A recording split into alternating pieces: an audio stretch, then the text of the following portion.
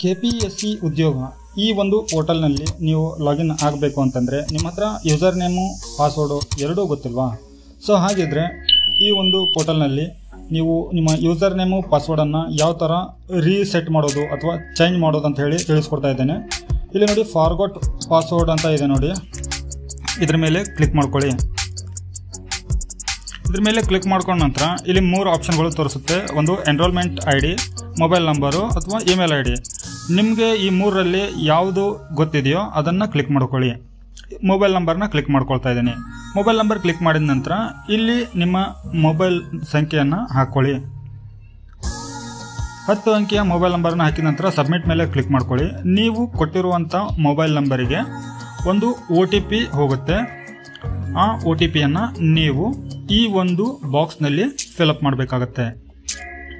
So ಇದಕ್ಕೆ 1 ನಿಮಿಷ ಕಾಲಾವಧಿ ಇರುತ್ತೆ. ಆ 1 ನಿಮಿಷದಲ್ಲಿ ನೀವು OTPಯನ್ನು ಎಂಟರ್ ಮಾಡಬೇಕಾಗತ್ತೆ. ನಾನು ಬಂದಿರುವಂಥ OTPಯನ್ನು ಹಾಕಿಬಿಟ್ಟು ಸಬ್ಮಿಟ್ ಮೇಲೆ ಕ್ಲಿಕ್ ಮಾಡ್ತಾ ಇದ್ದೀನಿ. ಇಲ್ಲಿ ನೆಕ್ಸ್ಟು ಈ ಥರ ಒಂದು ಪೇಜ್ ಓಪನ್ ಆಗುತ್ತೆ. ಇಲ್ಲಿ ನಿಮ್ಮ ಪಾಸ್ವರ್ಡು ಕ್ಯಾಪಿಟಲ್ ಲೆಟರ್ ಇರಬೇಕಾಗತ್ತೆ, ಕ್ಯಾರೆಕ್ಟರು ಫಸ್ಟ್ ಲೆಟ್ರು, ನಂತರ ಸ್ಪೆಷಲ್ ಕ್ಯಾರೆಕ್ಟರು, ನ್ಯೂಮೆರಿಕಲ್ಲು. ಸೊ ಇವು 3 ಕೂಡಿಬಿಟ್ಟು ನಿಮ್ಮ ಪಾಸ್ವರ್ಡು ಇಲ್ಲಿ ಸೆಟ್ ಮಾಡಬೇಕಾಗತ್ತೆ, ಅಂದರೆ ಚೇಂಜ್ ಮಾಡಬೇಕಾಗತ್ತೆ. ಫಾರ್ಗೊಟ್ ಪಾಸ್ವರ್ಡ್ ಮಾಡಿದ ನಂತರ ನಿಮಗೆ ನೆನಪು ಉಳಿಯುವಂಥ ಒಂದು ಕ್ಯಾರೆಕ್ಟರು, ನಂಬರ್ ಅದನ್ನೆಲ್ಲ ಹಾಕಿಬಿಟ್ಟು ಸೆಟ್ ಮಾಡ್ಕೊಳ್ಳಿ. ಸಬ್ಮಿಟ್ ಮೇಲೆ ಕ್ಲಿಕ್ ಮಾಡ್ಕೊಳ್ಳಿ. ಇಲ್ಲಿ ನೋಡಿ ನ್ಯೂ ಪಾಸ್ವರ್ಡ್ ಅಪ್ಡೇಟೆಡ್ ಸಕ್ಸಸ್ಫುಲಿ ಅಂತ ಹೇಳಿ ಬಂದಿದೆ. ಇವಾಗ ಇಲ್ಲಿ ಕಂಪಲ್ಸರಿಯಾಗಿ ನೀವು ಮೇಲ್ ID ಆಗಿರ್ಬೋದು ಅಥವಾ ಮೊಬೈಲ್ ನಂಬರ್ ಆಗಿರ್ಬೋದು ಅಥವಾ ನೋಂದಣಿ ಸಂಖ್ಯೆ ಆಗಿರ್ಬೋದು, ಇವು 3ರಲ್ಲಿ ಯಾವುದಾದ್ರೂ ಒಂದನ್ನು ನೀವು ಇಲ್ಲಿ ಎಂಟ್ರಿ ಮಾಡಬೇಕಾಗತ್ತೆ. ಅದು ಒಂದು ಸ್ಪೆಲ್ಲಿಂಗ್ ಮಿಸ್ಟೇಕ್ ಆಗದೇನೆ ಮೇಲ್ ID ಆಯ್ತಂದರೆ, ಮೊಬೈಲ್ ನಂಬರ್ ಆಯ್ತಂದರೆ ಕರೆಕ್ಟಾಗಿ 10 ಅಂಕಿ ಮೊಬೈಲ್ ನಂಬರನ್ನು ಹಾಕಬೇಕು. ನೀವೇನಾದರೂ ನೋಂದಣಿ ಸಂಖ್ಯೆಯನ್ನು ಹಾಕ್ತಾ ಇದ್ರೆ ಕರೆಕ್ಟಾಗಿ ಎಷ್ಟು ನೋಂದಣಿ ಸಂಖ್ಯೆ ಇದೆಯೋ ಅದನ್ನು ಕರೆಕ್ಟಾಗಿ ಹಾಕಬೇಕಾಗತ್ತೆ.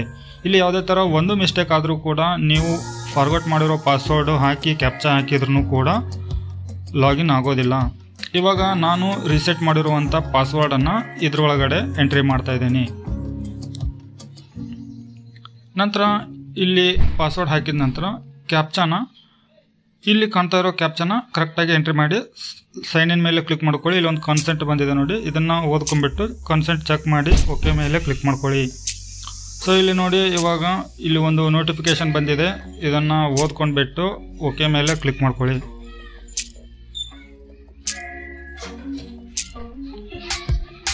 ಇದರ ನಂತರ ಇಲ್ಲಿ ನೋಡಿ ನಿಮ್ಮ ಅಡ್ಮಿಟ್ ಕಾರ್ಡನ್ನು ಡೌನ್ಲೋಡ್ ಮಾಡಲಿಕ್ಕಾಗಿ ಅಡ್ಮಿಟ್ ಕಾರ್ಡ್ ಮೇಲೆ ಕ್ಲಿಕ್ ಮಾಡಿಕೊಂಡು ಅಡ್ಮಿಟ್ ಕಾರ್ಡ್ ಡೌನ್ಲೋಡ್ ಮೇಲೆ ಕ್ಲಿಕ್ ಮಾಡ್ಕೊಳ್ಳಿ. ಇದರ ನಂತರ ಇಲ್ಲಿ ನೋಡಿ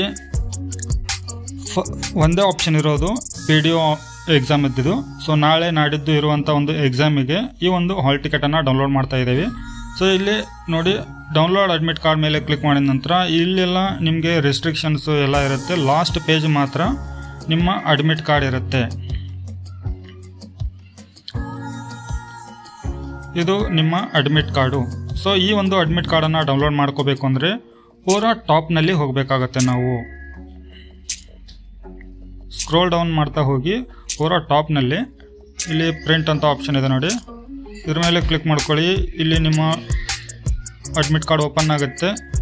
ಕೀಬೋರ್ಡಿಂದ Ctrl+P ಅಂತ ಹೇಳಿ ಪ್ರೆಸ್ ಮಾಡಿದರೆ ಇಲ್ಲಿ ಸೇವ್ ಆ್ಯಸ್ PDF ಅಂತ ಮಾಡಿಕೊಂಡು ನೀವು ಸೇವ್ ಅಂತೇಳಿ ಕ್ಲಿಕ್ ಮಾಡ್ಕೊಂಡ್ರೆ ಇದು ನಿಮಗೆ ಯಾವ ಲೊಕೇಶನ್ ಬೇಕೋ ಅಲ್ಲಿಗೆ ಸೆಟ್ ಮಾಡ್ಕೊಳ್ಳಿ.